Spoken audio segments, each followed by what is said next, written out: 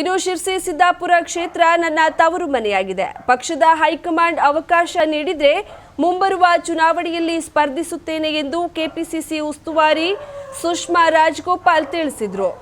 ಶಿರಸಿಯ ಪತ್ರಿಕಾಭವನದಲ್ಲಿ ಶನಿವಾರ ಸುದ್ದಿಗಾರರ ಪ್ರಶ್ನೆಗೆ ಪ್ರತಿಕ್ರಿಯಿಸಿ, ರಾಜ್ಯ ಕಾಂಗ್ರೆಸ್ ಉಪಾಧ್ಯಕ್ಷೆಯಾದಾಗಿನಿಂದಲೇ ಶಿರಸಿಯಲ್ಲಿ ಕೆಲಸ ಮಾಡಿದ್ದೇನೆ. 2013ರಲ್ಲಿ ಸಹೋದರ ದೀಪಕ್ ಹೊನ್ನಾವರ್ ಚುನಾವಣೆಗೆ ನಿಂತಾಗ ಸಿದ್ದಾಪುರದಲ್ಲಿ ಪ್ರಚಾರ ನಡೆಸಿದ್ದೇನೆ.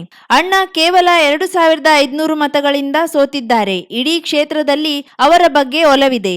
ಶಿರಸಿ ನಾನು ಹುಟ್ಟಿ ಬೆಳೆದ ಊರಾಗಿದೆ. ಇಲ್ಲಿ ನಾನು ಎಲ್ಲರಿಗೂ ಚಿರಪರಿಚಿತಳಾಗಿದ್ದು ಹೈಕಮಾಂಡ್ ಅವಕಾಶ ನೀಡಿದರೆ ಸ್ಪಂದಿಸುತ್ತೇನೆ. 2018ರಲ್ಲಿ ನಾನು ಟಿಕೆಟ್ ಕೇಳಿದ್ದು ಬೆಂಗಳೂರು ದಕ್ಷಿಣವಾಗಿತ್ತು. ಆದರೆ ಬೊಮ್ಮನಹಳ್ಳಿಯಲ್ಲಿ ಯಾರು ಅಭ್ಯರ್ಥಿ ಇಲ್ಲವೆಂದು ಟಿಕೆಟ್ ನೀಡಿದ್ದರು. ಅದು ನನ್ನ ಊರೇ ಆಗಿರಲಿಲ್ಲ. ಹಾಗಾಗಿ ಸೋತೆ ಎಂದರು. ಉತ್ತರ ಕನ್ನಡ ಜಿಲ್ಲಾ ಕಾಂಗ್ರೆಸ್ ಅಧ್ಯಕ್ಷರ ಬದಲಾವಣೆ ಹೈಕಮಾಂಡ್ ಹಾಗೂ ಆರ್.ವಿ. ದೇಶಪಾಂಡೆಯವರಿಗೆ ಬಿಟ್ಟಿದ್ದು.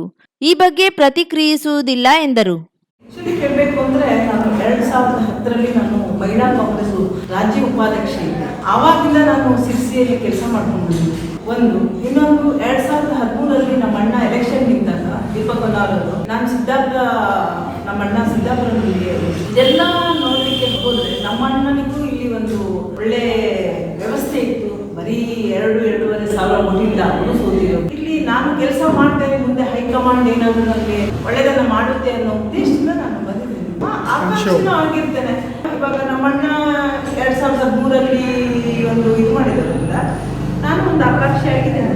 2018ರಲ್ಲಿ ನಾನು ಕೇಳಿದ್ದು ಬೆಂಗಳೂರು ಸೌತ್. ನಾನು 15 ವರ್ಷದಿಂದ ಕೆಲಸ ಮಾಡಿದ್ದು ಅಲ್ಲಾಗಿತ್ತು, ನನ್ನ ಗಂಡನ ಮನೆ ಅಲ್ಲಾಗಿತ್ತು. ಆದರೆ ನನಗೆ ಕೊಟ್ಟಿರೋದು ಬೊಮ್ಮನಹಳ್ಳಿಯಲ್ಲಿ, ನನ್ನ ಊರು ಅಲ್ಲೇ ಇರೋ ಜಾಗದಲ್ಲಿ ಕೊಟ್ಟು ಅಲ್ಲಿ ಸ್ಥಳೀಯ ಜನರಿಗೆ ಬಿಟ್ಟು ನಾವು ಹೋಗಿ ಅವರನ್ನ ಮಾತಾಡೋದು. ಅಲ್ಲಿ ಯಾರು ಕ್ಯಾಂಡಿಡೇಟ್ ಇಲ್ಲ ಅಂತ ನನ್ನ ಹಾಕಿ ಬಿಟ್ಟರೆ ನನ್ನ ಏನೂ ಇರಲಿಲ್ಲ.